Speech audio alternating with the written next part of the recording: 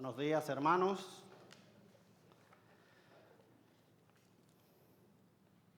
Damos gracias al Señor que nos permite estar nueva vez adorando su nombre, reunido como iglesia para hacer lo que Él nos ha ordenado, lo que nos ha dejado, de congregarnos cada primer día de la semana y dedicarnos a la adoración a su santa persona. Quiero que en esta mañana me acompañen a la carta del apóstol Pablo a Tito, como lo hemos venido haciendo. En esta ocasión, capítulo 2, versículo 4. 2:4. Tito 2:4. Que enseñen, esto es, las mujeres más adultas dentro de la iglesia, las ancianas, que enseñen a las jóvenes a que amen a sus maridos. Amén. Padre, tú sabes cuán propensos nosotros somos a actuar guiado por sentimientos, cuán dados somos a los impulsos y a la respuesta no razonada ni filtrada, Señor, por tu palabra. Y tú conoces también la tendencia de nuestro corazón a ser influenciada por la moda, por los valores del mundo. Y en esta mañana venimos ante ti para que tú nos ayudes a pensar bíblicamente, que tú uses tu palabra para destruir, para derribar toda fortaleza que se levanta altiva contra el conocimiento tuyo. Y que nuestro matrimonio puedan ser conducidos por las pautas que tú traza en tu palabra. Y que de esta manera nosotros podamos dar un testimonio del Evangelio ante aquellos que no te conocen. Para esta tarea, Señor, queremos que tu Santo Espíritu venga a nosotros, preparando nuestros corazones para recibir tu verdad, y guiando a tu siervo, Señor, dándole sabiduría, gracia, discernimiento para hablar como debe hablar. Por Cristo Jesús. Amén. Amén. Bien, mis hermanos, recientemente, no hace ni siquiera un mes, me encontré con la siguiente noticia que estaba casi en las páginas de todos los periódicos a nivel mundial. Esa noticia tiene que ver con la separación del afamado escritor Mario Vargas Llosa. La separación de su compañera sentimental, Isabel Presley. Don Mario Vargas Llosa fue Premio Nobel de Literatura y apenas esta semana, que acaba de concluir el día de ayer, él fue aceptado, primer persona que no ha escrito en francés, fue aceptado por la prestigiosa Academia de la Lengua Francesa como miembro. Así que estamos hablando de una persona que está en la cúspide de la intelectualidad mundial, una lumbrera de la literatura. Sin embargo, escuche esta reseña periodística acerca de su separación matrimonial. Dice, luego de casi 8 años de romance, la pareja no ha podido salvar su amor tras vivir una crisis sentimental que ha llevado al Premio Nobel de Literatura a abandonar el domicilio de la socialité y comenzar a hacer vidas por separado. Y dice Isabel Presley, la compañera, no quiero dar ninguna declaración más y agradezco a los amigos y medios de comunicación que nos ayuden en esta decisión. En otra entrevista, Isabel aclara que los motivos de la separación no se debían a una tercera persona, sino, y subraye esto, que ambos han perdido poco a poco la ilusión del principio. Ambos han perdido poco a poco la ilusión del principio. Personas con un nivel de conocimiento, de tanta intelectualidad, todavía no han comprendido lo que es el matrimonio. Ellos entienden que es un romance eterno y como consecuencia, como diría un famoso comentarista deportivo, fueron engañados como un niño chiquitico. Hermano, una de las ideas que tanto inconversos como creyentes han comprado es que para que un matrimonio funcione adecuadamente demanda de dos personas compatibles. Pero si nosotros leemos atentamente la palabra de Dios, llegaremos al convencimiento de que la búsqueda de la compatibilidad es una tarea imposible, como bien comenta un autor.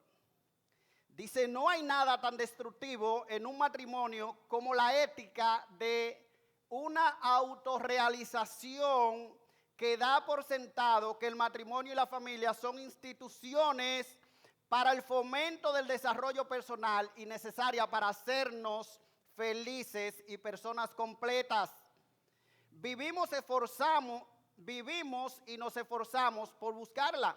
Vivimos convencidos de que existe una persona ideal con la cual casarnos y que si nos esforzamos en buscarla, acabaremos encontrándola. Pero en ese enfoque no tiene en cuenta un factor crucial en todo matrimonio, que siempre vamos a casarnos con una persona que no es ideal. Siempre vamos a casarnos con una persona que no es ideal. Nosotros creemos que conocemos a la persona con la que nos casamos, pero no es así en absoluto, hermano. Y aunque sin duda es posible que nosotros acertemos y nos casemos con la persona adecuada, solo hay que dejar que transcurra el tiempo y verá cómo todo cambia. Porque el matrimonio conlleva un cambio ineludible una vez inicia la convivencia. El principal problema, entonces, debe ser aprender a amar y ocuparse de esa persona desconocida con la que tú convives.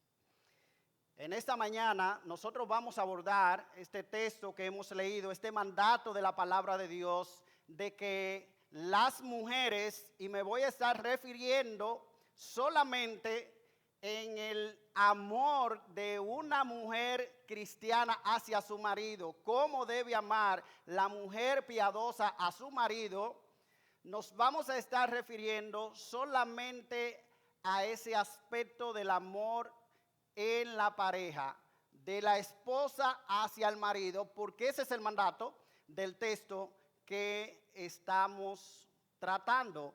Las mujeres más jóvenes deben ser enseñadas a amar a sus maridos. Y hay tres enseñanzas en las que vamos a dedicar nuestro tiempo en esta ocasión. En primer lugar, nosotros vamos a ver qué clase de amor es el que debe existir de parte de la mujer hacia su esposo y también de parte del esposo hacia la mujer. Pero como decía, en esta mañana solo vamos a estarnos enfocando en la responsabilidad que toda mujer tiene de amar a su marido. Debo señalar que este es el único texto en la Biblia donde dice que la mujer debe amar a su marido. todos los pasajes que hablan del matrimonio, por lo regular, el mandato de la palabra de Dios es que la mujer se someta a su marido. Pero aquí el apóstol Pablo dice que las ancianas tienen que enseñar a las mujeres más jóvenes a amar a su marido. Y la palabra ahí, amar a su marido, es una palabra que tiene que ver con un amor voluntario. Filandros es amor tierno hacia el hombre, hacia tu marido.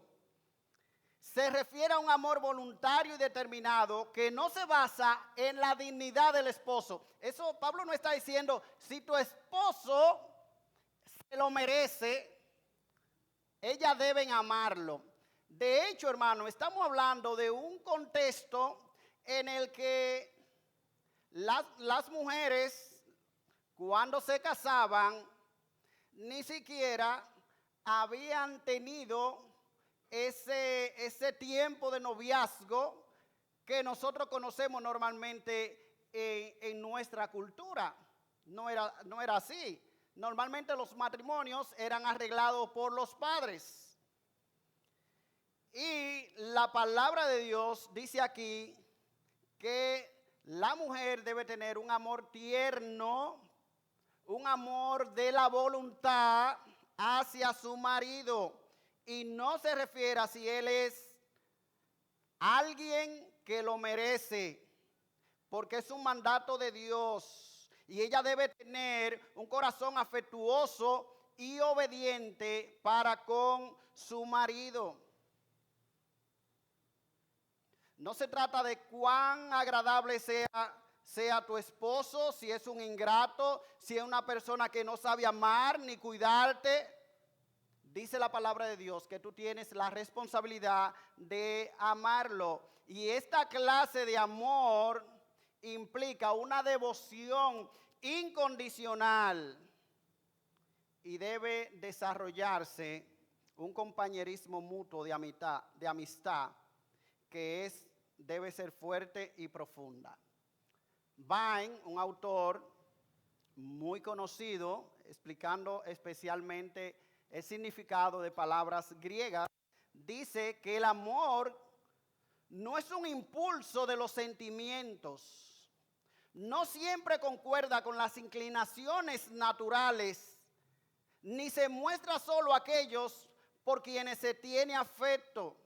El amor busca oportunidad de hacer buenas obras a todo hombre. Es un amor práctico de una persona a otra. Así que cuando la Biblia, mis hermanos, dice que la mujer debe amar a su marido, a su esposo, estamos hablando de un amor que no es un sentimiento. No es un sentimiento. La medida del verdadero amor no es cuánto afecto tú deseas recibir, sino cuánto está dispuesta a dar para beneficio de tu cónyuge. ¿A qué tú estás dispuesta a renunciar? Y si eres capaz de ceder a tu derecho y a tu libertad en aras de la relación con tu esposo. De eso es que se trata. Hermanos, cuando la palabra de Dios dice que la mujer debe amar a su marido, tiene en mente de que el matrimonio es una institución creada por Dios donde tanto esposo como esposa tienen unos roles que cumplir. Y aquí estamos enfocados en el rol que debe cumplir la esposa. La esposa normalmente llega con muchas ideas románticas al matrimonio de cómo ese hombre la va a hacer feliz, de cómo ese hombre se va a convertir para ella en su iglesia, en su Dios, en su reino y en su todo. Y se olvidan las mujeres en su gran mayoría de que Dios ha diseñado el matrimonio no para hacernos felices necesariamente, sino para hacernos santos. O sea, Dios quiere tu felicidad, hermano, pero Dios está más empeñado en tu santidad que en tu felicidad. Y el matrimonio es un medio de santificación que Dios ha dado. Porque hay muchas áreas de tu carácter y de tu vida que nunca van a salir, nunca saldrían a la luz. Nunca saldrían a la luz, a menos que tú convivas con una persona en intimidad, como es la relación matrimonial. Así que cuando comienzan esos choques, cuando comienza a darse esa convivencia de intimidad entre marido y esposa, sale a relucir cuál es nuestro verdadero carácter. Y Dios está obrando en tu santificación. Y muchas veces nuestras hermanas son dadas a olvidar esta realidad, que el matrimonio es un medio de santificación y que Dios está interesado y que muchas veces va a usar las dificultades que tú tienes en tu matrimonio para santificarte. Y si tú pierdes de vista esto, va a terminar frustrada. En la mentalidad moderna, el amor se plantea en términos muy subjetivos, mis hermanos, de manera que el amor es una mera satisfacción personal que nosotros experimentamos. Cuán bien, cuán bonito me hace sentir cuando yo estoy con esa persona. Cuánta satisfacción me da cuando compartimos juntos. De ahí, mis hermanos, que la idea de una noción de deber dentro del matrimonio es rechazada. Se ve que tanto el deber del esposo o el deber de la esposa no deberían ser una obligación, sino que debe ser algo que surja de manera espontánea. Sin embargo, mis hermanos, no es así como la palabra de Dios lo presenta, porque no se trata de mero sentimiento. La Biblia insiste en que la esencia del matrimonio entraña un compromiso mutuo y voluntario para beneficio de la pareja. Eso significa, mis hermanos, que el amor es acción antes que emoción. El amor es acción antes que emoción. Nuestra sociedad ha hecho de la felicidad personal la meta a alcanzar, por lo que el matrimonio pasa a ser, en primer lugar, una vivencia romántica. Eso no quiere decir, hermano, que no importa con quién tú te cases, o que no hace falta estar enamorado para casarse, o que las emociones no importan dentro del matrimonio, como bien lo expresa Timothy Keller. Dice Keller: yo no estoy proponiendo que te cases deliberadamente con una persona que no te guste, pero sí puedo garantizar que sea quien sea con quien te cases, habrá un momento en el que pierdas el entusiasmo. Los sentimientos exaltados de afecto y gozo no pueden mantenerse de forma constante. Hermana, tú tienes que entender que esa pasión inicial que tú sentías por tu esposo, que ese sentimiento no es algo que va a mantenerse para siempre. C.S. Lewis, en su famoso libro Mero Cristianismo, escribió: las personas sacan de los libros la idea de que si te has casado con la persona adecuada, el estar enamorado va a durar para siempre. En consecuencia, cuando descubren que no es así, piensan que eso demuestra que han cometido un error y que por tanto tienen derecho a cambiar, pero sin darse cuenta que tras efectuar el cambio, la fuerte atracción que sienten de nuevo volverá a desvanecerse tal como había ocurrido antes. porque los sentimientos vienen y van, porque el amor romántico no es un amor que perdura para toda la vida. Ese amor tiene sus bajas, tiene sus caídas. Y es por eso que la Biblia presenta el amor como un compromiso. Es por eso que la Biblia nos presenta el matrimonio no como una unión romántica, sino como un pacto que hacen dos personas de amarse, respetarse y cuidarse mientras dure toda la vida. Toda la vida. Ese es el llamado de Dios para el matrimonio. Y todo esto, hermano, nos lleva al punto de que nosotros debemos ser conscientes de que habrá momentos de dolorosa incertidumbre en nuestros matrimonios, en lo que nuestros sentimientos estarán completamente ausentes. Y cuando eso suceda, será necesario recordarnos en esencia que el matrimonio es un pacto, no mero sentimentalismo. El matrimonio es una alianza, es una promesa de amor con proyección futura. ¿Qué debemos hacer entonces cuando no sentimos ya ese sentimiento que nosotros sentíamos al principio? Bueno, simplemente obedecer la palabra de Dios.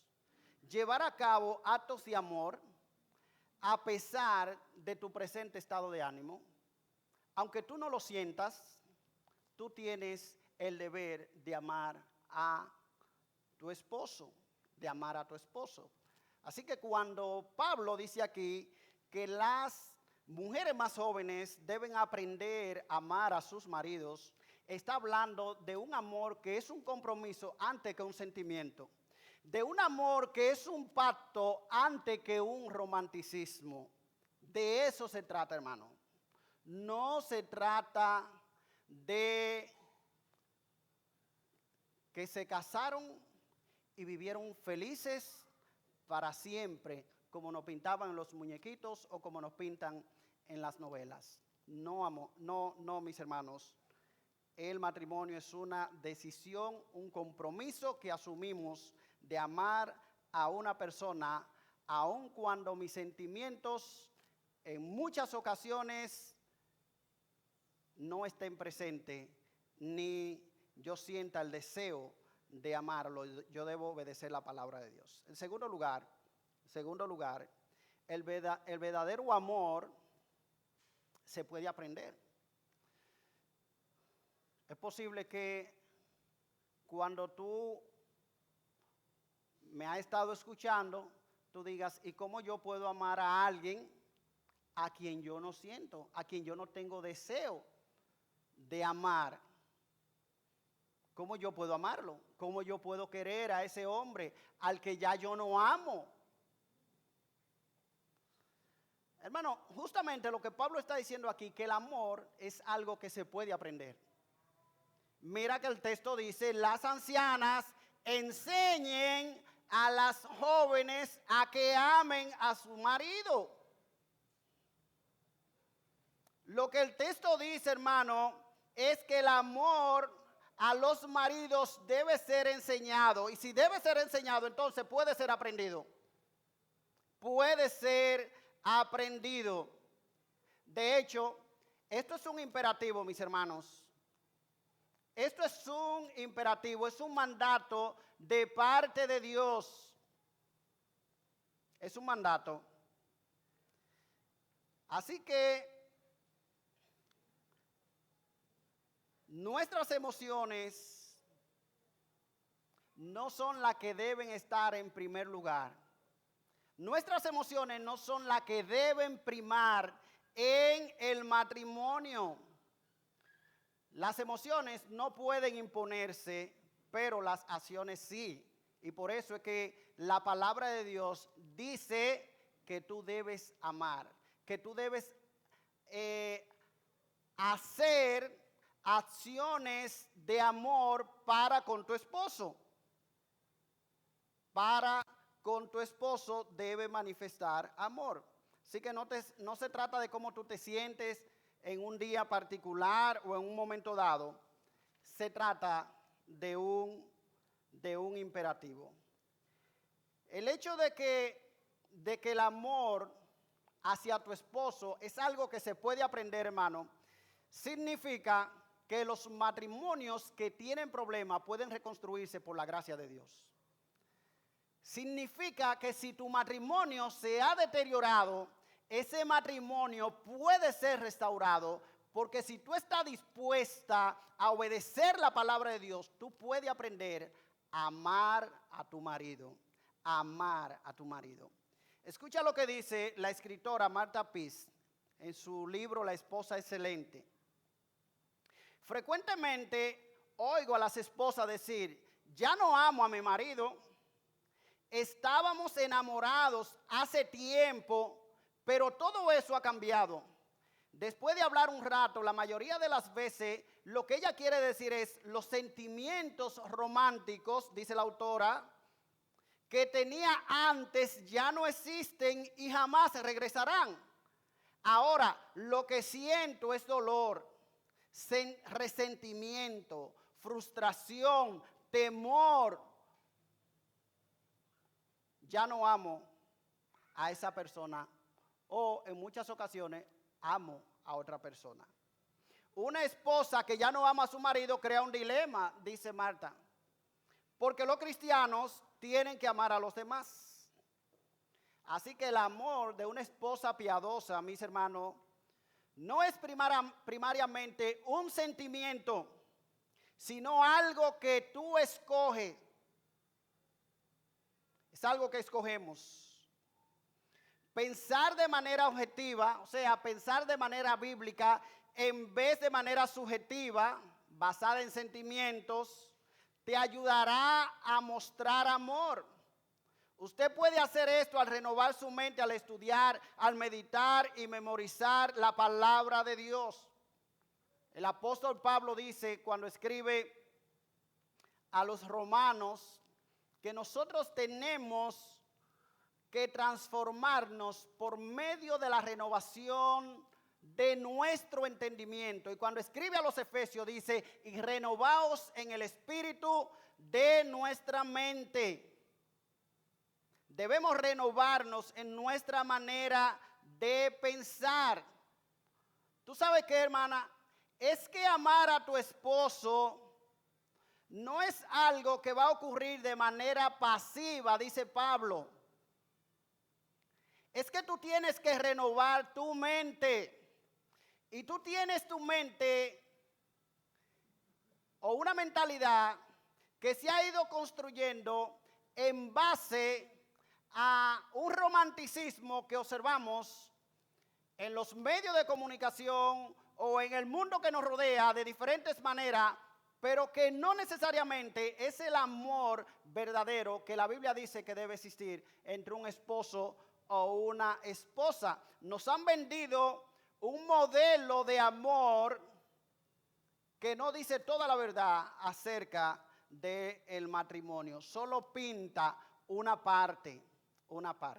No es que no existe el amor romántico, no es que no haya sentimiento dentro de la relación matrimonial, pero lo que Dios dice es: espérate, esto es un compromiso. Esto es un pacto entre un hombre y una mujer que se han prometido amarse. Y cuando esos sentimientos no estén, tú tienes que seguir amando. Y cuando ese romanticismo no exista, tú tienes que trabajar para amar a ese hombre tosco, ese hombre que se ha vuelto frío, ese hombre que está distante. Tú debes buscar la manera de amarlo, porque si no, no hay otra manera de obedecer la palabra de Dios. Tú tienes que esforzarte.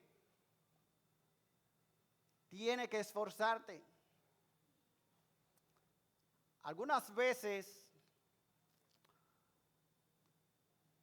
en tu sentimentalismo, tú puedes decir: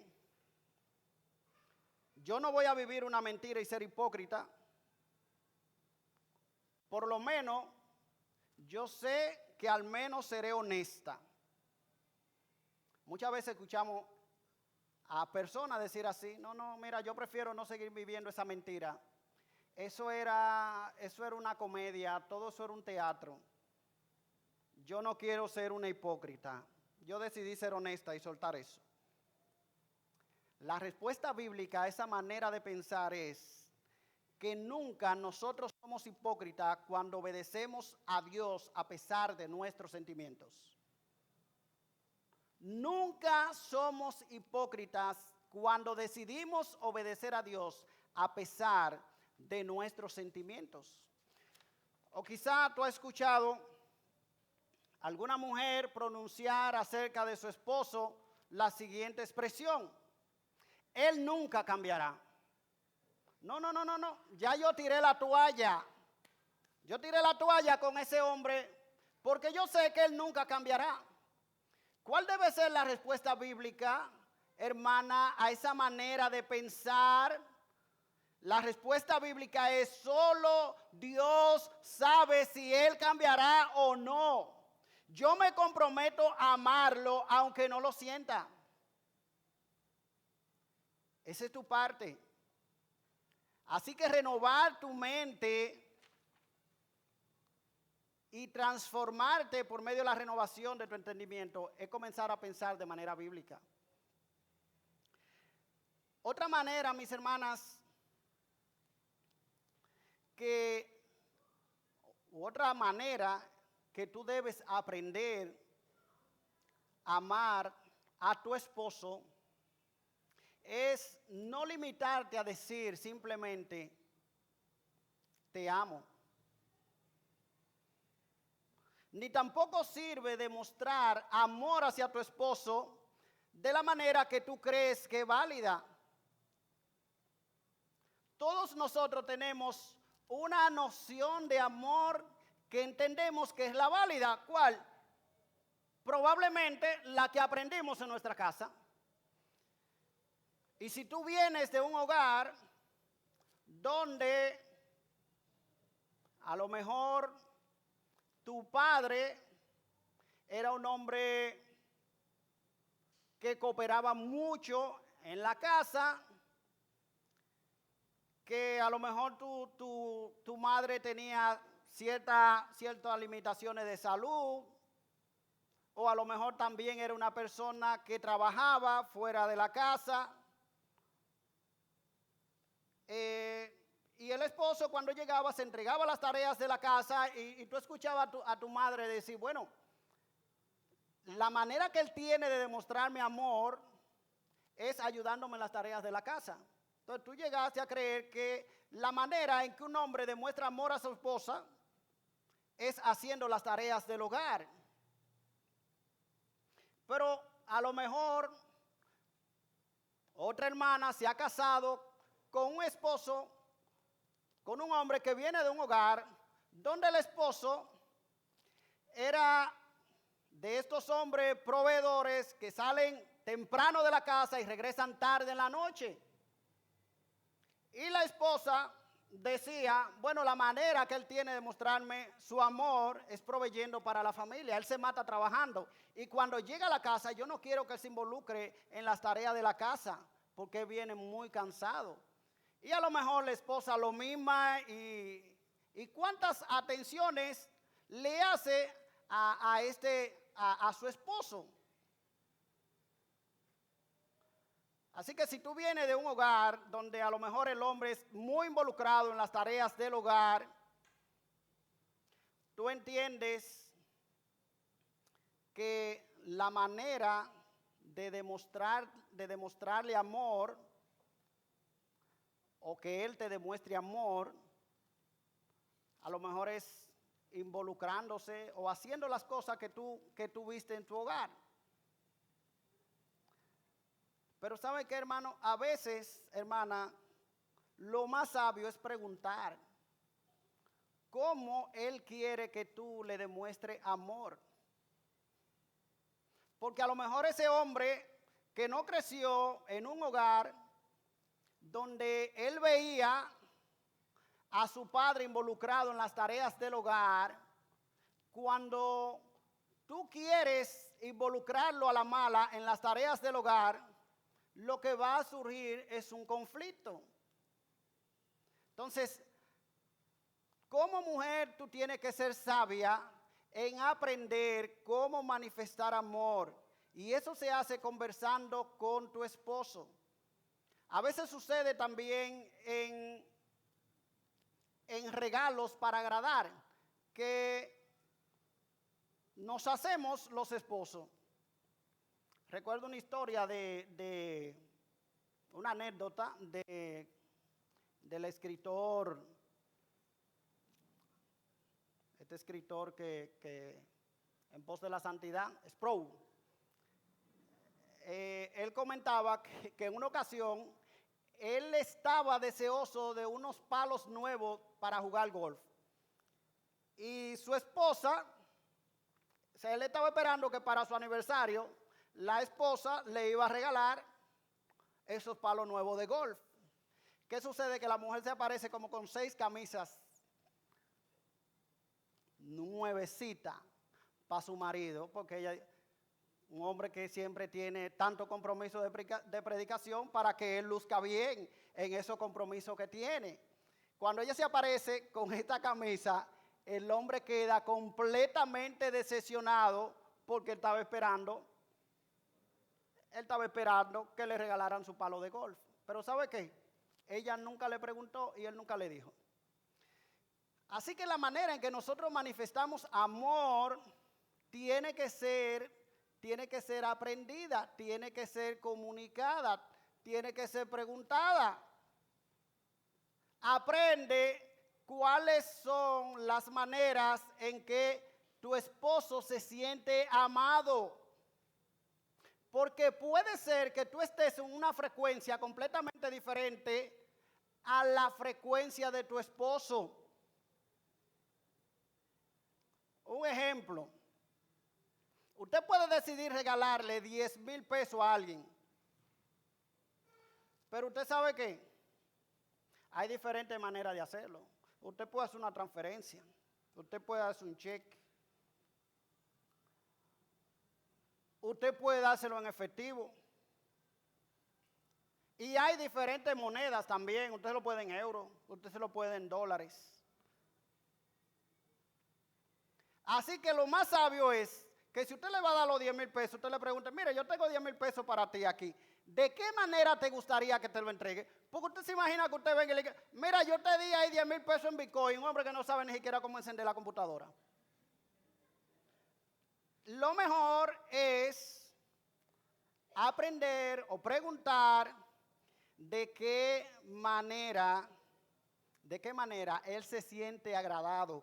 ¿Cuáles son las cosas que le agradan para que tus actos de amor puedan ser más efectivos y tú puedas edificarle mejor y tu relación pueda renovarse de una mejor manera? Así que lo que la palabra de Dios está diciendo aquí, hermana, es que el amor se puede aprender. Es que el amor se puede aprender. Pero nuestra dificultad está en que nosotros muchas veces somos muy perezosos, somos muy lentos para obedecer la palabra de Dios. Y es por eso que en último lugar, yo quiero que nos concentremos en algunos obstáculos, básicamente 3 obstáculos que impiden que tú ames a tu esposo en la manera en que Dios dice que tú debes amarlo. Las ancianas deben enseñar a las más jóvenes a amar a su marido. Ahora, ¿cuáles son las cosas que impiden que ese amor se manifieste, que ese amor se lleve a cabo? Como dice Paul Tripp, en ese autor que yo creo que prácticamente todos los casados de esta iglesia conocemos, en qué estaba esperando, él dice que el amor nunca muere de muerte natural. Muere porque nosotros no sabemos cómo reabastecer su fuente. Muere por ceguera, por errores y traiciones. Muere por enfermedad y herida. Muere por fatiga, sequedad y deterioro. El amor muere porque nosotros lo matamos, hermano. Y eso va a suceder, aunque tú no quieras, porque nosotros somos pecadores. Y aún a las personas que nosotros más amamos, aún sin proponérnoslo, nosotros vamos a herir a esa persona. Y si tú no has entendido esto, hermano, tú no has entendido la teología bíblica del pecado. Es que Pablo dice que lo que yo quiero hacer, no lo hago. Porque si hay algo que es natural en nosotros, que nos sale natural, es el pecado.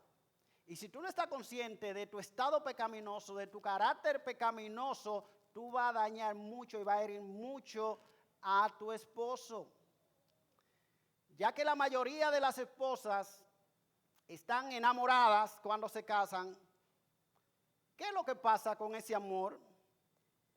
Si tú analizas bíblicamente, hermano, muchas de las razones por las que ese amor desaparece estarán dentro de estas tres categorías. En primer lugar, el egoísmo. El egoísmo. El egoísmo es la raíz de todo conflicto en el matrimonio. El egoísmo está en el ADN del pecado. Nada es más destructivo para el matrimonio que el egoísmo. Y si tú no estás consciente de eso, que es que no en el fondo, como decimos, de que allá en el fondo yo quiero, no. Hermana, eso está en el fondo, está en la superficie y está en todo lado. Es que nosotros vivimos para agradarnos a nosotros mismos. Es que tenemos la intención de que nuestro esposo o tu esposo sea para ti. Yo estaba leyendo un libro ahora preparando estos temas titulado Amándolo Bien. Y hay un apartado donde dice, el autor dice, la autora, tu esposo no es la iglesia. Tú quieres esperar de tu esposo lo que debe esperar de la iglesia. No, hermana, tu esposo no es la iglesia. Pero por más que la Biblia es clara en cuanto a lo que deben ser las expectativas reales que tú debes tener de otro ser humano, sin embargo, nosotros nos olvidamos y nosotros vivimos para que nuestro ego sea satisfecho. Así que lo que está mal es que nosotros queremos hacer las cosas a nuestra manera, queremos ser los soberanos de nuestro pequeño mundo, asegurándonos que queremos lo que queremos y que lo vamos a obtener de la manera en que nosotros queremos. El egoísmo es una lacra que puede causar la ruina y siempre está a la sombra de todo matrimonio. Y tú tienes que estar consciente de esto. En ese capítulo famoso sobre el amor, 1 Corintios 13, Pablo dice que el amor, versículo 4, el amor es sufrido, es benigno, el amor no tiene envidia, el amor no es jactancioso, no se envanece, no hace nada indebido, no busca lo suyo, no se irrita, no guarda rencor. Lo que Pablo está diciendo, hermanos, es que el amor verdadero es lo opuesto al beneficio propio, que el amor no es egoísta. Así que si tú estás conduciendo tu relación matrimonial basado en tu yo, en lo que tú sientes, en lo que tú quieres, tú sientes cualquier otra cosa por esa persona, pero no es amor. Así que no te llames a engaño. Y es justamente el egoísmo, hermana, lo que está destruyendo tu relación matrimonial. Es el egoísmo lo que ha apagado la llama del amor en ti. Es por eso que tú dices, ya yo no lo amo, ya yo no lo quiero. ¿Sabes por qué? Porque tú lo que tenías eran expectativas irreales. Tú lo que estaba esperando de ese hombre, las cosas que tú debes esperar de Dios. Tú estás buscando una persona para que te haga feliz y tú tienes que entender que el único que puede hacerte feliz es Dios. Hermanas, el llamado de Dios es que aterrices a la realidad. Tú estás casada con otro pecador y tú eres una pecadora y que ofende de muchas maneras. Tú ofendes de muchas maneras, así como lo ofende de muchas maneras. El egoísmo es un obstáculo para que pueda existir el amor que Dios dice debe existir en el matrimonio. Pero hay otro obstáculo también, y ese obstáculo, hermano, se llama la amargura. La amargura. Dice un autor que me encanta mucho que la amargura es una herida interna autoinfringida. Es una actitud de resentimiento y falta de perdón que tiene la capacidad de lastimar a otros. La amargura es el resultado de no perdonar a tu esposo en el matrimonio. Si tú guardas rencor contra tu esposo, realmente no lo ha perdonado. Es una manera inapropiada, o mejor dicho, una manera no bíblica de responder a una ofensa. La amargura es eso. Una manera no bíblica, o para ponerlo más claro, una manera pecaminosa de responder ante una ofensa. Escucha bien, hermana. El autor a los Hebreos en el capítulo 12, versículo creo que 15, compara la amargura a una raíz. Dice, mirad, no sea que alguno deje de alcanzar la gracia de Dios, que brotando alguna raíz de amargura os estorbe y por ella muchos sean contaminados. Ahora bien, las raíces deben ser plantadas. Así que yo pregunto, ¿cuál es la raíz o cuál es la semilla, que al ser plantada produce la raíz de amargura? De manera general, podemos decir que es una herida. Cuando alguien te hiere, es como si esa persona arrojara una semilla al terreno de tu corazón. Y tú solo puedes responder de dos maneras. Tú puedes responder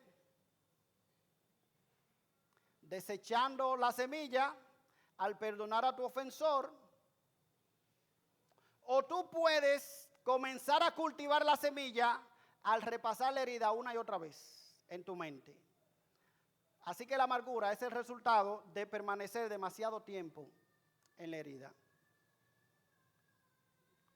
¿Por qué brota la amargura? Porque es una semilla que tú la sembraste, la tiraron ahí, sí, pero tú tuviste la oportunidad de agarrar y tirarla fuera. Pero ¿sabes qué tú hiciste con esa semilla? La acariciaste, le echaste tierra, le echaste agua y la fuiste cultivando hasta que creció y se convirtió en un gran árbol. Eso es la amargura. ¿Y sabe qué? Cuando esa raíz crece y sale la matita sobre la tierra, se convierte en un gran obstáculo que va a dificultar nuestras relaciones interpersonales. ¿Y cuál es el resultado de esa amargura? Bueno, dificultad para resolver los conflictos. Mira, ¿y qué es lo que te pasa, mi amor, que yo te noto tan distante? Nada. Pero usted sabe que hay susurrapa ahí debajo, que esa raíz está ahí creciendo. Aislamiento, arranque de ira, sarcasmo hiriente, comunicación condescendiente, críticas, sospechas y desconfianza, intolerancia, hipersensibilidad de cualquier cosita. Se arma el brete. Alguien ha dicho que la hipersensibilidad es tratar un punchado de una aguja como si fuera una puñalada al corazón. Eso es la hipersensibilidad. Es una cosita ahí con una aguja, tiquiti, como esa que hacen cuando le van a hacer a uno, como si fuera una puñalada al corazón. Impaciencia y falta de respeto. Todas esas son consecuencias de la amargura en una relación matrimonial. Y eso estorba que tú ames a tu esposo. Una actitud no perdonadora, una actitud rencorosa, una ofensa no tratada, una ofensa no perdonada. Y en último lugar, un obstáculo que impide que tú ames a tu esposo de una manera bíblica es la indolencia. La indolencia es saber lo que hay que hacer, pero no hacer nada al respecto para resolverlo. Tú sabes que el problema está ahí. Tú sabes que hay problema en el matrimonio. Tú sabes que ofendiste o sabes lo que dijiste, pero se queda callada dando tiempo al tiempo para que, como dicen, el tiempo curen las heridas. Surgen cada día, hermano, lentamente ante nuestros ojos, muchísimas diferencias sin que nosotros hagamos nada al respecto. Eso es como una pequeña gota de agua, de esa que salen bajo del fregadero. Usted sabe que está ahí, pero usted no hace nada. ¿Por qué? Porque no fue que se desfondó el fregadero, ni se rompió el codo de abajo y cada vez que usted friega, todo el agua se cae debajo del fregadero. No, es una gota. Y esa gota va humedeciendo todo el piso, poco a poco, hasta que pasan los meses y el fregadero comienza a oxidarse y de un día para otro aparece una grieta en el fregadero. ¡Ay! ¿Qué pasó? La indolencia. Usted sabía que esa gota estaba ahí. Usted sabía. Y usted sabía que cada vez que suapiaba, ahí había un pocito de agua. Y es ahí entonces cuando usted corre a llamar al plomero, pero ya muy tarde porque hay que cambiar el fregadero. La indolencia ha hecho que algo que era fácil de resolver al principio, simplemente a lo mejor cambiando una junta, yo no sé mucho de plomería, qué sé yo, una gomita de esa que tienen, esa tubería, al final haya que cambiar el fregadero completo. La negligencia es destructiva, mis hermanas, en cualquier área de la vida que necesite mantenimiento, y tu matrimonio no es una excepción. Tu matrimonio no es una excepción. Hermanas, ¿sabe lo que está matando tu matrimonio? La indolencia. Muchos matrimonios son imposibles de vivir porque las personas que los componen no están haciendo nada para mejorarlo. Saben que se está deteriorando, pero se mantienen impasibles, cada quien en su posición y nadie quiere ceder. Los buenos matrimonios, como dice Paul Tripp, son buenos porque las personas que lo componen trabajan para mejorarlo. Trabajan para mejorarlo. Hermanos, que el Señor nos ayude a tomar con seriedad este mandato de la palabra de Dios, que tú como esposa entienda que el matrimonio no se trata de sentimientos, no se trata de romanticismo, sino de una responsabilidad que tú tienes para con tu marido, para con tu esposo. En conclusión, cuando Pablo da estas instrucciones, él tiene en mente que el mundo nos está observando. El mundo siempre nos vive observando, y es por eso que él dice al final del versículo 5, en este mismo contexto, para que la palabra de Dios no sea blasfemada. ¿Por qué tú debes amar a tu esposo para que la palabra de Dios no sea blasfemada? ¿Por qué tú tienes que aprender y cada día tratar de ver por dónde que ese hombre prende? ¿Cuál es el canal en que él está sintonizado? Tú tienes que descifrarlo, hermana, porque esa es tu tarea de toda la vida, porque tú no tienes de otra. Si tú quieres ser una mujer piadosa delante de Dios, tú no tienes de otra. Porque es el testimonio del evangelio el que está en juego. Eso es lo que Pablo está diciendo. Para que la palabra de Dios no sea blasfemada. Una mujer que vive acabando a su marido, que vive hablando de él, es un mal testimonio, una mala recomendación para el evangelio. Y eso es lo que Pablo dice aquí que no debe pasar. Eso es lo que dice Pablo, que cuando no sucede, nosotros estamos andando conforme a la sana doctrina.